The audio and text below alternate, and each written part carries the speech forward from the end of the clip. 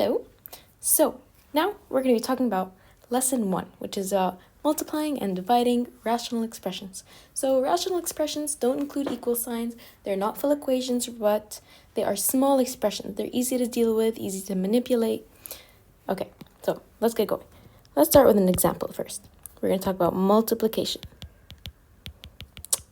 The first example is going to be 2x minus 8 over x squared minus 16 times x squared plus 5x plus 4 over x squared plus 8x plus 16. Okay, so our first step here is always going to be to factor the numerator and the denominator. We want to cross things out. So we're going to look at the numerator, and what can we pull out of here? Well, we can see that there's a 2 in common. There's not an x in common, but only a 2. So we're going to have 2 into x minus 4, right? We're factoring. It's all good. Then we look at the bottom. So from this denominator, we can see the identity a squared minus b squared. So when you see anything in this form, it automatically should translate into your mind into a plus b, a minus b in factored form. This is just an identity ingrained in your head. You should know this. If you don't, learn it. It helps you a lot. So we're going to see x minus 4, x plus 4. This is what's going to translate to times. Okay, now we're dealing with the big guys. So we need two numbers out, add up to 5, and multiply to 4. 1 and 4, yeah. 1 plus x plus 4 into x plus 1. All over, oh, we have another one here. Add up to 8, multiply to 16. We have 4 and 4, x plus 4 into x plus 4. Okay, so all we're really doing here is kind of translating them, factoring them into easier terms to understand. So while we're here, we're going to need to set our restrictions. So these are to help us avoid making these denominators into zeros, or else their expression will be undefined. So over here, we can see that x cannot be, according to the zero property rule, x cannot be 4. It can't be negative 4. It can't be 4. It can't be negative 4, I mean. And it also can't be negative 4 here. So we're just going to have our restrictions as x cannot be negative 4 and x cannot be 4. So that is our restrictions. So we're going to move on. Okay, now for the fun part. I really like this part because it's easy, it doesn't require much thinking. Since it's over multiplication, you can just cross out the similar ones, x up, x down. It has to be a numerator and a denominator. It can be from two separate ones, and it can be from the same one, like over here, x plus 4, x plus 4.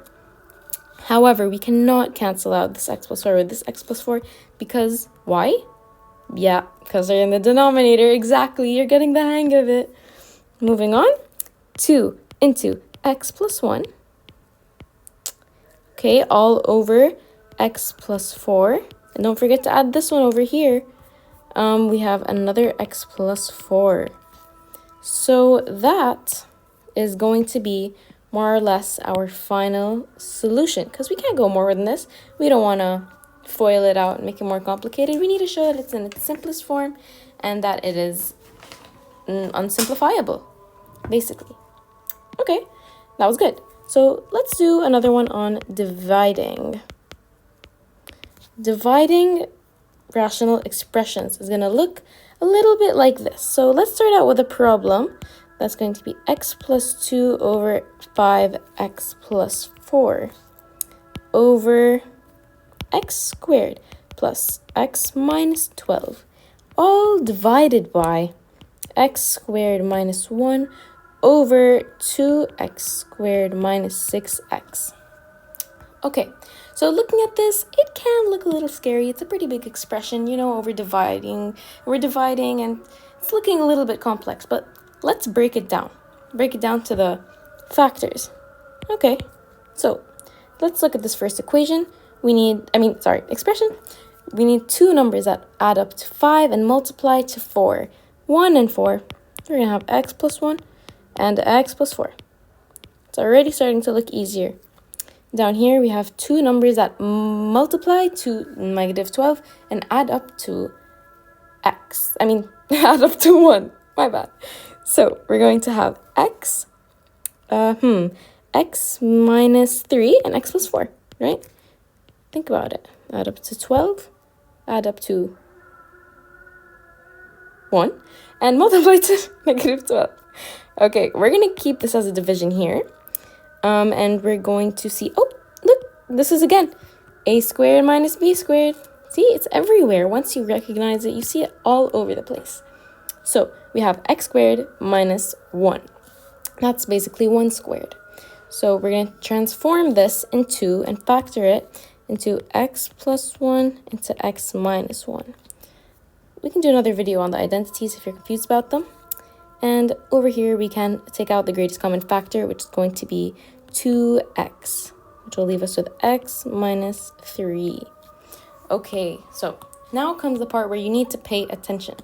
After we set the restrictions, which are going to be, over here it's going to be 3, over here it's going to be -4, over here it's going to be +3, and oh, we can't forget, over here it's going to be 0. So let's set our restrictions. It's going to be x cannot be equal to 3, x cannot be equal to -4, x cannot be equal to 0, and x cannot be equal to 3. Okay, so once we have that out of the way, we can proceed with evaluating our expressions. So, have you ever heard the song skip, multiply, flip?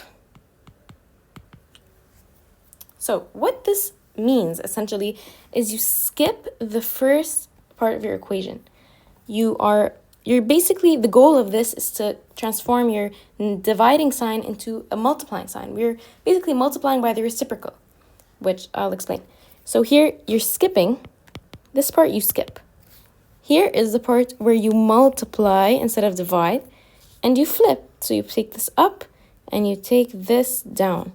So let's carry that out. So we're going to skip this, leave it as is. You know, we have our x plus 1, x plus 4. Keeping that the same, we're skipping it, skip. Okay, next part, what does it say? We skipped completion, multiply. So we're going to make this a multiplication sign, flip. So we're basically going to take the denominator up to the numerator up to the denominator. But wait, here's another tricky part. Since we're flipping, this is not going to be the denominator anymore.